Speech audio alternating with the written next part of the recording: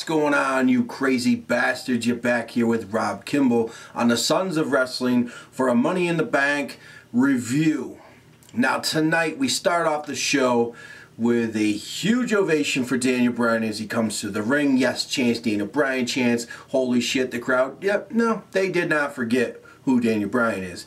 And well, Michael Cole asked him a few questions, and it doesn't look like that things are going very well for Daniel Bryan, as he may need a second surgery, so he does not know when he's coming back. But he does promise that he will be back, and he will be going back for his belts that were hanging above, that were taken from him without a phone call, without a nothing. So, then he was asked who does he think is going to win the ladder match. He says Cena, crowd boos. He says Orton, crowd boos. He says Roman Reigns is his third other guy. Crowd erupts.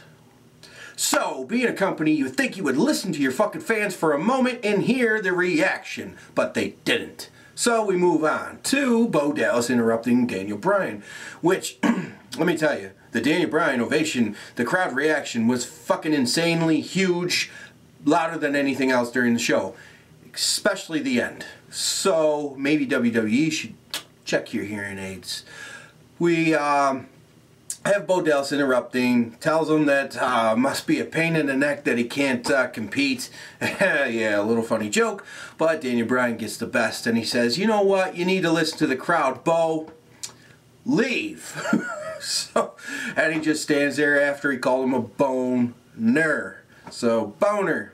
Funny one. I liked it. Then we have Harper and Rowan versus the Usos in an extraordinary, awesome tag team title match. And we do end up having the Usos retain here. But some of the stuff that happened during this match, the crowd loved it. They were into it. Tag matches are coming back, because we had a second tag match during this pay-per-view. How often do you even have one tag match, even on a Raw? So this was a breath of fresh air. We don't get one at the end, but hey, fresh air is always good air. Excuse my sarcasm. Just a little frustrated after just finishing Money in the Bank. So anyway, the ending of this match was awesome. I did love all the Luke Harper spots. My God, he does stuff like he's barely 6 foot, as he's, I don't know, 6'7", 6'8". He's a big motherfucker, and he could just do things that most guys his size cannot do. But in the end, you get that superplex from the Usos to Rowan, and then the two Uso crazies right in a row with a nice tag work.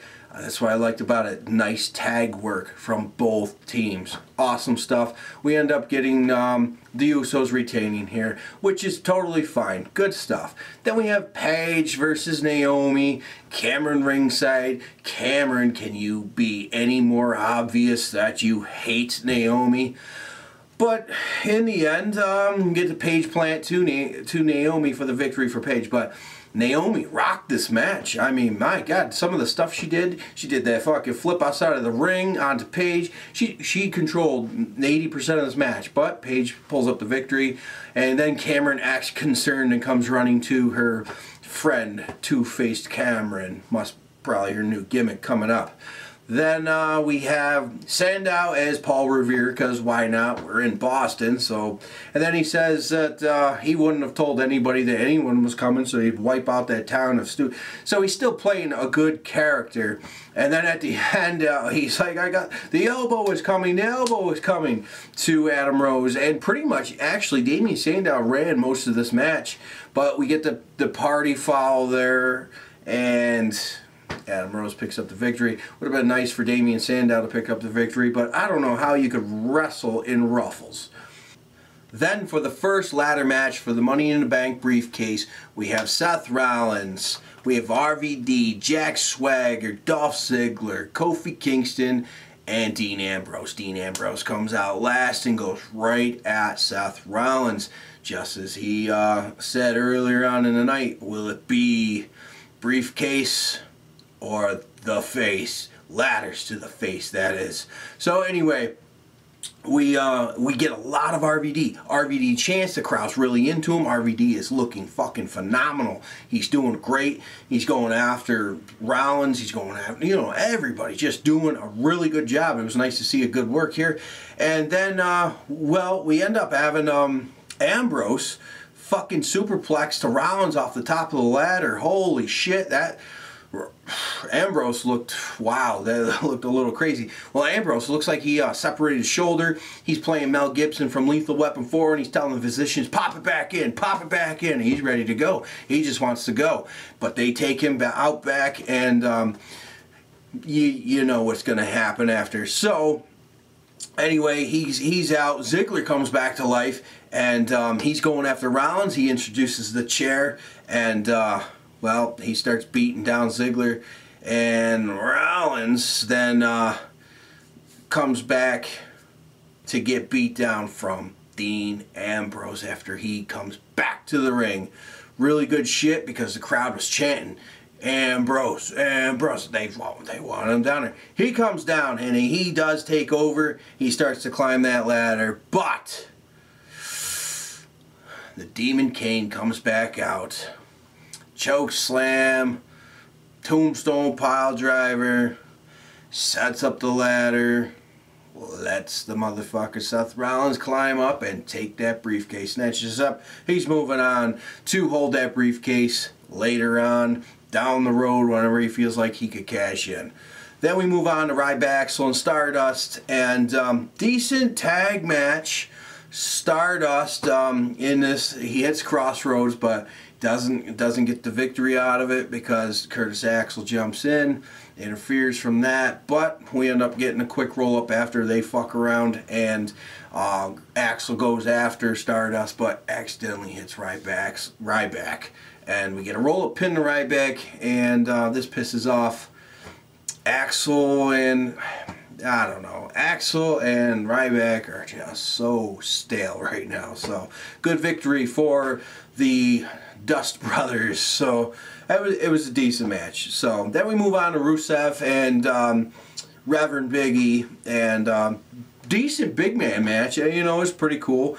Big E had some really good stuff, so he actually looked to be in control there for a while, but we get the camel clutch. Big E fights, but it gets locked back in, and we get the tap, and that's the end of that.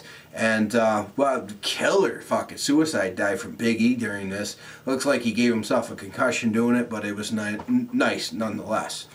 Then backstage segment with Stephanie and Brie. Well, both Bellas were there, and Stephanie she won't even acknowledge Brie's there, so she's only talking to Nikki, and well, she gets her ejected from the arena. She's gone. She never wants to see her again. But they had a stare down, so there's something going on. Maybe we'll have Stephanie McMahon back in the ring for that. Who knows?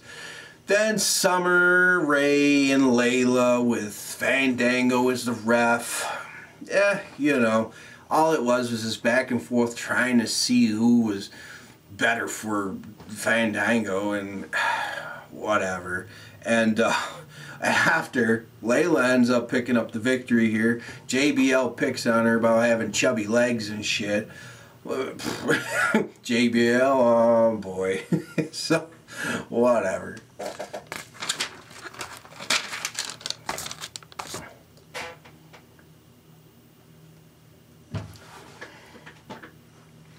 Then, on to the WWE World Heavyweight Championship ladder match.